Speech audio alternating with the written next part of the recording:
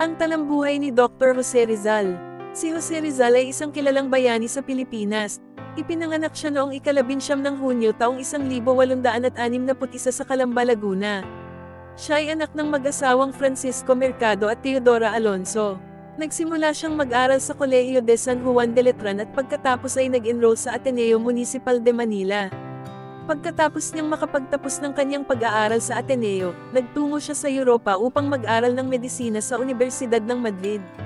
Sa kanyang pananatili sa Europa, nagsulat siya ng mga nobela at mga aklat na naglalayong magbigay ng kaalaman at pagpapalaya sa kanyang mga kababayan.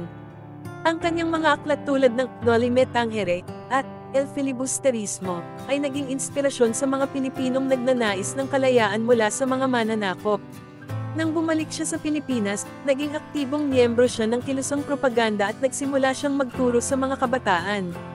Dahil sa kanyang mga paninindigan at paglaban sa karapatan ng mga Pilipino, siya ay hinatulan ng kamatayan sa pamamagitan ng firing squad noong ika-30 ng Disyembre taong 1876.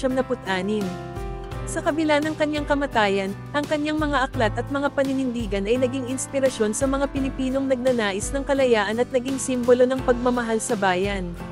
Siya ay kinikilala bilang isang bayani at ang kanyang kaarawan ay ipinagdiriwang bilang isang pambansang araw sa Pilipinas.